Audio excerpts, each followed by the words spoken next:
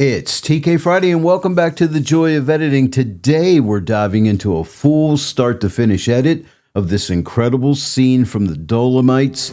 Let's get started.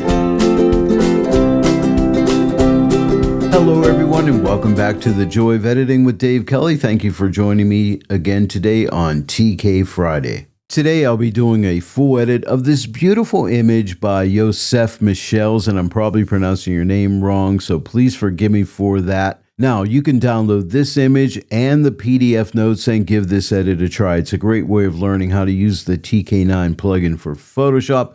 Hey, and if you have an image you would like me to edit on a TK Friday, go to the description of this video, scroll down through, you're going to find a Contact Me link. Click on that link, contact me, and we can discuss doing one of your images on a TK Friday. I'd love to hear from you. Now, as always, I start out here in Lightroom Classic and do some basic edits on this image. I want it as flat as possible going into Photoshop. I did use a linear profile on this image, and that is really what helps me to get that really flat image. I try adaptive profiles, but I keep coming back to linear because I want it a little bit flatter. And the reason I want this image so flat is for one simple reason, and that is total control. This approach ensures that I'm the one who decides exactly where the contrast, light, and color go, rather than fighting against adjustments that are baked in from the start. After choosing a linear profile, I just click auto, and that gets me really close to where I want to be. I may touch up the white and black point just to make sure I'm not clipping up here in my histogram, and then I'll usually come down to detail and check on denoise AI just to denoise the image. No sharpening on the image. And then as far as lens corrections, I always check on remove chromatic aberration, enable profile corrections, and then I did do a 16:9 crop in this image because I think this image looks really nice in this type of a crop. But that is all I did here in Lightroom Classic. And at this point, I'm ready to send the image into Photoshop. So I just right click on the image, go to Edit In, and click on Edit in Photoshop 2025. And here we are inside of Photoshop 2025. By the way, if you don't yet own the TK9 plugin for Photoshop, I'll have affiliate links in the description below this video. It'll take you over to Tony Kuiper's web store. You can pick up the TK9 plugin for Photoshop along with a bunch of great training videos by Sean Bagshaw. I highly recommend them. You'll also find the TK Magic Mixer there. It's a great plugin for doing black and white conversions and working with color. I highly recommend it. And also there's a bunch of different free panels you can pick up at the web store as well. So head on over there and save 15% off your entire purchase. All you got to do is use my promo code DK15. You'll save 15% off your entire purchase. And when you use that promo code, I make a small commission, and this helps me to keep these tutorials coming your way. So I thank you when you use that promo code. I really appreciate it. Now let's start developing this image. The first thing I like to do is do a balance and contrast adjustment. The goal is to balance the light in the sky and foreground and then add contrast to both separately. This gives me a solid foundation to build on before I do anything else. To speed things up a bit, I'll come to my Photoshop actions and click this B and C landscape action. And what I get is two adjustment layers. They're both curves. One's for foreground, the other is for the sky. The curves adjustment layers are being controlled by the color grading tool. And both of these layers have a MIDS 1 mask attached to them. And all that is there for is to protect shadows and highlights from clipping whenever I start to make my adjustments with a color grading tool. The PDF notes do show you how to set up the entire balance and contrast opening adjustment. I'll go ahead and make the adjustment. I'll click on the foreground layer to make it active. Come up to the color grading tool. I'm going to click on the midtone button. And what I want to do is open up those midtones. So I'll drag the brightness slider to the right and I'll take it over to right there, 41. See how it just lightens up. And now I'll click on the shadow button. We'll build some contrast in the shadows. I'll take the brightness slider. This time I'll take it to the left and we'll take it over to right there, -19. There's some nice contrast there in the shadows. And now we'll click on the highlight button and add some contrast in the highlights. So we'll take this slider and we'll adjust it to the right. And I'll take it over to right there, 39. Now let me shut off this layer. Here's before and here is after. Okay, that's good for the foreground. Now I'll click on the sky adjustment layer. I'll start out with midtone. So we'll click on the midtone button and let's darken that sky up a little bit. I'll drag the brightness slider to the left this time, and we'll take it over to right there, -17. And I do want to tone down the blue in the sky, so I will give it a little bit of yellow as a color grade. So you see my cursor, wherever you click, you'll drop down a puck, and it will color grade to that color on the color wheel, no matter where you click.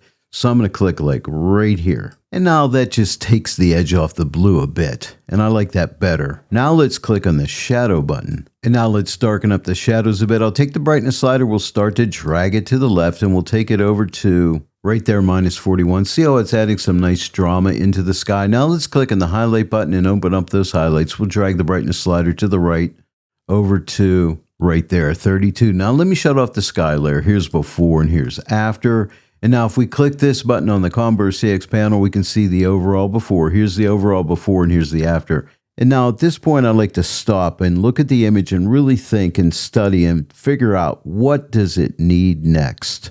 I'm going to add some mid-tone contrast to the image. This is a great way to punch up the colors and the depth without making the bright parts too harsh or the shadows too dark. I need to get to the multi-mask panel, but the color grading tool is in the way. Click the X. Nothing changes on your color grading layers. Now, normally I use a luminosity mask for mid-tone contrast. Today, I'll show you a different way.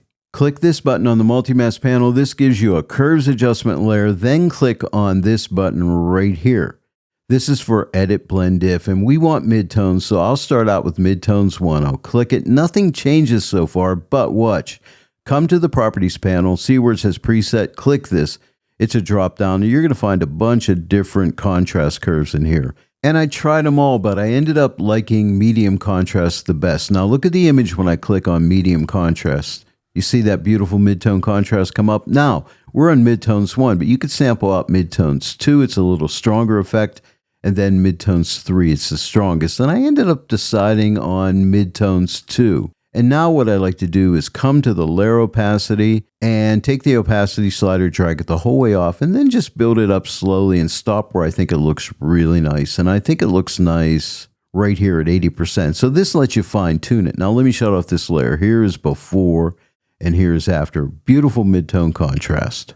Right now the Edit Blend Diff panel's in the way. I'll click the X just to shut it down. Nothing changes on the Edit Blend Diff layer. The next thing I want to do is lighten up the midtones in this area. After that balance and contrast adjustment, they got a little darker, but this area down here is already light enough. I don't want to lighten it up, just these areas. Normally, I will do a lightening of midtones on the entire image, but this image requires a different approach. I need a luminosity mask, so I'll click this button. I want to lighten the midtones. I have 3 choices, midtones 1, 2, and 3. They're all midtones, but I want the weakest of them, midtones 1, so I'll click on that. Now I only want the foreground, so we can use the mask calculator. I'll click on the mask calculator button, and I want to click X to intersect, because what I want to do is intersect the foreground to that midtones 1 mask. So click the My Channels button, click on foreground, and now click equal to make the selection. See how we're only selecting midtones 1 here. And now I want to paint this adjustment on, and I will use a screen brush. To get to the screen brush, click this button. I call it the hamburger menu.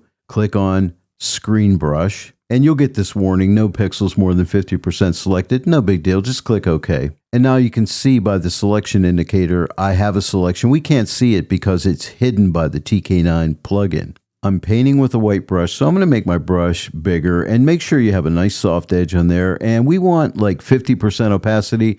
And right now I have 100%. So type your 5 key. That gives you 50% opacity. Now remember, I'm painting through a selection. The sky is protected, so if I get into the sky, nothing will happen. And all I want to do is start painting the areas that I want to bring up in opacity. Okay, and if you lift your brush and you paint again, the effect will increase a bit. What I'm going to do is really make this just the way I want it, and I'll get right back to you and show you the final result. And I'm back. Let me show you the final result. This is before. Let me turn this layer on, and this is after. Again, before and after. Let's take a look at this mask. I'm going to click this button right here. You can see the areas where I painted. I stayed out of this area where it was kind of light already, so I only wanted to stay in these areas. Some areas I gave it a little more paint, some areas a little bit less. But you just got to let your eye guide you. I'm going to click this button again, and now we're back to the image. Again, let me shut it off. Here's before and here's after. When I look at this image, this road, I really like this road going through here. It's really cool, but it's too light. It's really drawing the viewer's eye. I want to tone that down a bit. Let me show you how we can do that. Now, I need to select this road. I'm going to use the object selection tool, and I show you how to do that in the PDF notes. But what I want to do is use the TK selection brush. It works with the object selection tool, but it lets you paint on the adjustment. I'll click this button right here. It's the lasso button. And all I do is paint over this road like this. Make sure you get the entire road. The object selection tool will do all the work, but you got to get that road selected. I also want to select this building right here, and that should about do it. When I first clicked that button, you saw that magenta highlight go around it. Now I'll click it again and we'll make that selection. And look how nicely it has selected the road. Missed that building right there, but here's how we can add that in. Click this button again, and I'll just paint over the building and that little white slab area right there. Click this button again, it adds that building to the selection. And it missed this part of the road, so click this button again and just paint over this area right in here. Click this one more time, and now you can see everything is selected that I want to darken. This TK selection brush can really speed up your workflow when working with the object selection tool, especially when you need to do lassoing, because I would have to lasso the whole way around this road and come the whole way back. It takes a lot more time. This is quicker. You just paint the selection right on. Now that that road is selected, we need to darken it. I'll use the color grading tool, so we'll click this button right here. We're going to start out with midtones. I'll click on the midtone button. I want to darken those midtones. So I'll take this slider and drag it to the left. It's a brightness slider, and I'll take it over to right here, -19, and that has nicely darkened the road. Now there's some light areas in here, and I can bring down the highlights by clicking this button and dragging the brightness slider for the highlights to the left, and I'll take it to right there, -33. Now let me shut off this layer. Look at the road. Here's before and here's after. See how that nicely toned that down? And now I'm looking at this area, the foreground down here. It's a little too light. I want to darken it. And to do that, I'll use a multiply brush. To get it, hold down your shift key and click this button right here, MUL for multiply. It's a curves adjustment layer in the multiply blend mode with a black hide all mask. And now with a nice soft edge brush at 20% opacity, right now I'm at 50. I'll type my 2 key. And now just paint over these areas to darken. And that soft edge brush will blend very nicely on the edges, just like that. And now let me shut off this layer. Here's before and here's after. See, it just balances this area out a little bit better down in here. I don't need the color grading tool anymore. I'll click this X to close it. For my next step, I'm going to come up to the multi-mask panel and hold my shift key down and click this button right here for a brightness contrast adjustment. And notice what happens. I get a group called Adjust with Zones. And what this is, it lets me start with the darkest zone, zone 1, and move up to the lighter zone, zone 5, and I can tweak all of those zones just to fine-tune this image a bit. Let me show you. We'll start with zone 1. But first, I only want these adjustments in the foreground, so come up to the Adjust with Zones group and click on it and make it active. Come to the Combo or CX panel, click this button right here for the Layer Mask Calculator. Click on Foreground, click this button to apply it, and you'll note we have a mask that will only target this adjustment to the foreground. And now come down and click on Zone 1. And if you want to see where Zone 1 hits, come to the Combo or CX panel and click this button right here. And the magenta overlay shows us where Zone 1 hits. Click this button again to shut off the overlay. I started with the brightness adjustment, moved it to the right and left, and I decided I didn't want to use it, so I wanted to reset it. Double-click brightness, that resets it, and I decided to work with contrast. I increased the contrast in those darker tones, and I took it up to right there, 80. Let me shut off this layer. Here's before and here's after. See how those darker tones get a little darker, and it's a really nice subtle adjustment. And then I went to zone 2, so click on zone 2, and I decided to work with contrast here again. Not as much this time, but I'll take this slider and drag it to the right, and we'll take it over to right there, 40%. Now let me shut this off. Here's before and here's after. See, that's a really nice adjustment in those darker tones, popping some more contrast there. And then I worked with zone 3. I didn't really like what was happening there, so I just shut this zone off And then I went to zone 4. And here I just brightened up zone 4, which is more into the highlights, upper midtones and highlights. And I just bumped this up a little bit and I took it up to right there, 15. Let me shut this off. Here's before and here's after. Just kind of lightening up this area in here, really bringing out some beautiful light in this area of the mountain where the light is hitting it. I worked with zone 5 and I didn't need it, so I shut it off. Now, here's a really good tip. If you don't use all of the zones, just shut them off. You know, click on the eye to shut them off. Like this zone 3 and zone 5 are off. Come to the combo or CX panel and click this button. When you do, it deletes those zones. If you have a bunch of layers that you're not using and they're turned off, when you click on the lightning bolt button, it just gets rid of them. That's a really nice tip, just to clean up your layer stack. And now let's see a before and after of the zone adjustment. So come up to the group and shut off the eye. Here's before and here's after. I really like how that turned out. And now I'm looking at some of these lighter areas in the foreground. I want to dodge those, in other words, lighten them up a little bit. And they sit around the midtone range, so I think a zone mask will be good to select those. So we'll click the zone mask button. And what we want to do is target a light tone, like right up in here, and click OK. And now we can do some fine tuning. I'm going to take this slider. You know, we can move it to the left. We can move it to the right. I'm just trying to tweak that to get it to really target those light areas. And now come to the tighten slider, and we're going to drag this into the left to tighten up our selection. And I'll take it into like right here. See how we're really targeting those areas now? And let's lighten that up a little bit by taking the brightness slider, and we'll drag it over to the right to somewhere right about here I think looks good. Now we need to output this. I want to do some dodging, and your dodge tool is right here. It has two sides, a left and a right. You can use either side. The left side's a 50% gray layer. The right side will give you a transparent pixel layer. I'm going to use the left side. I'll click this button and note I have a selection. You can tell by my selection indicator. I'm painting through a selection with that dodge tool, which is a white brush. Now I want to change its opacity to like 10%. Because I want a very subtle adjustment, and right now it's at 20, so if I type my 1 key, that'll change to 10%. And now with a nice soft edge brush, we can just start painting over these areas. Now, if you paint and lift your brush, you'll make the area a little bit lighter. And remember, the mask is controlling what area you're hitting. So I'm going to go ahead and finish this off and get right back and show you my final result. Now let me show you my final result. This is before. I'll turn this layer on, and here is after. Again, before and after. It's subtle, but it really just lightens up some of these areas in here that I want. Brings out some really nice visual interest. Now, I think it's about time I add a vignette to this image. We're nearing the end of the edit. So if your TK actions aren't open, click a TK button on the combo or CX panel, click the vignette button. A Gaussian blur dialog comes up. I always just click OK. And now let me shut off the vignette. Here's before and here's after. I want this vignette to be stronger, so what I'll do is take the layer opacity and we're going to drag it up, and I'm going to take it up a good bit, up to 50%. Now I want to protect my darkest dark, so we're going to click the Edit Blend If button. Look at the edges of the vignette when I click No Darks 1. See how they lighten up? That just protects those edges from getting too dark. I'll shut off the vignette. Here's before the vignette and here's after. I really like the vignette on this image. I'm done with Edit Blend If. I'll click the X to close the panel.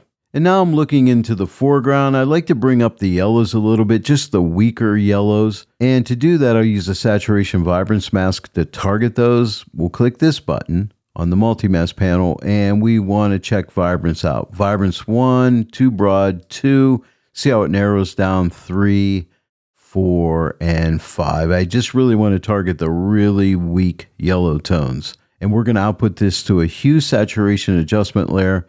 And I only want to target yellow, so click the yellow circle. And let's bring up the saturation in yellows by taking the saturation slider, dragging it to the right. And we'll take it over to right there, 60.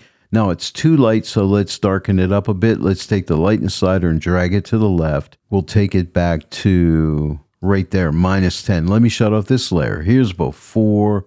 And now here is after. I really like that saturation boost in these weaker yellow colors down here in the foreground. I want to warm up this area of the mountain, and to do that we'll use another hue saturation adjustment layer. So we'll click this button on the multi-mask panel. We're going to click yellow to target the yellows again. This time I want to shift the hue warmer, so we'll take this slider, the hue slider, and drag it to the left, and we'll take it over to right there, -16. Now let's take the saturation back. So we're going to take the saturation back to right there, -10. And now let's hide this adjustment. Come to the Combo or CX panel, click this button. That puts a black hide all mask on it. We need a white brush, so click on the white brush button. Make sure your opacity for the brush is 50%. If not, type your 5 key. That'll get you 50%. And now let's just paint that warm color right on the mountain area, right up in here. Over here. I don't want to go down into here. Maybe over here a little bit, and maybe on this area right here. But that is it. Now let me shut this layer off. Here's before and here is after. And if the effect is too strong, don't forget you have your layer opacity. You can always ease it off a little bit if it's just too strong. And maybe I'll do that. Maybe right here. Let me shut this off. Here's before and here's after. Yeah, that's nice. It just warms that mountain up a bit. For my last step, you see this area right down here? It's all light. I think it's a parking area for this building, which is probably a business. I want to remove that. I went ahead and zoomed way in so we can really see it. And on your Combo CX panel, click this button right here. You're going to get a blank pixel layer. You're going to be set up with Photoshop's remove tool. Now I have mine set for auto, which may use generative AI if needed, and just paint over the area and it will get removed. Now make sure that you are set up for sample all layers. Make sure it's checked on or this won't work because you need to remove it using this blank pixel layer. And if you don't have sample all layers checked, that won't happen. Now let me go ahead and zoom back out by clicking this button here. Now I'll shut off this remove layer. Here's before. See how your eye goes right there? And now here is after. That is so much better. Well, that's the complete edit. Let's see where we started from. On the Combo CX panel, click this button. We started here, and now we end up here. And I really love this edit, and I hope you give it a try. Don't forget, download the image and the PDF notes. Well, there it is, everyone. Another TK Friday comes to an end. I hope you enjoyed today's full edit. If you enjoyed today's tutorial, please give it a like and share it with your friends. If you're not yet a subscriber to my channel, please subscribe and click that bell notification icon. Click all so that you receive all notifications, and then every time I upload a new tutorial, you'll get notified about it. I want to thank each and every one of you for joining me today in the Joy of Editing with Dave Kelly, and I will see you all right here next time. But until then, happy editing.